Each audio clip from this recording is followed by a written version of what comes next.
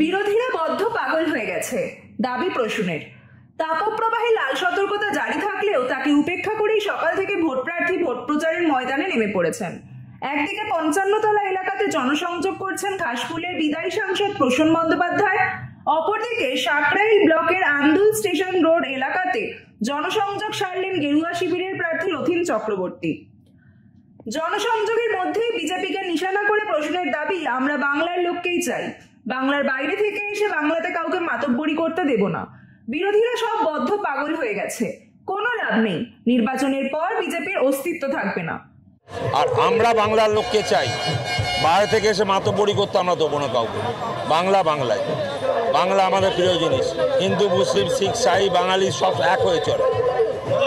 বিরোধীরা বলছে এবার 400 পার, এইবার 400 পার হাওড়ায় কি হবে? পাগল হয়ে গেছে, বদ্ধ পাগল হয়ে গেছে, কিছু লাভ নেই।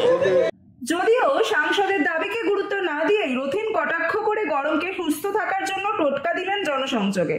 তিনি বলেন, এই গরমে যেন সকলে হালকা রঙের পোশাক পরেন, সরাসরি রোদের হাত থেকে নিজেকে যতটা রক্ষা করা যায়।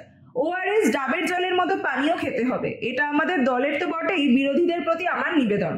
এখানে আমরা সবাইকে একটা জিনিসই বলবো যে তারা যেন হালকা পোশাক পরেন।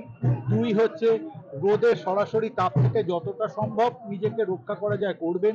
ওআরএস জাতীয় পানীয় তারপরে প্রয়োজন মতো খাবেন, ডাবের জলটাকে খাবেন, কারণ ডিহাইড্রেশন যেন না হয়, এটা যেন সমস্ত কর্মীদের কাছে, আমাদের দলের তো বটেই, যারা সব দলের কর্মীরা প্রচার করছেন প্রত্যেকের কাছে আমার এটা একটা নিবেদন।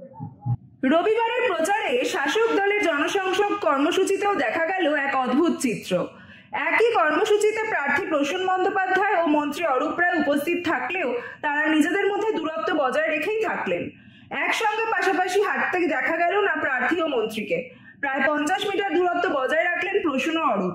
বিষয়টি নিয়েও কানাঘুষা চলছে শাসক দলের অভ্যন্তরে।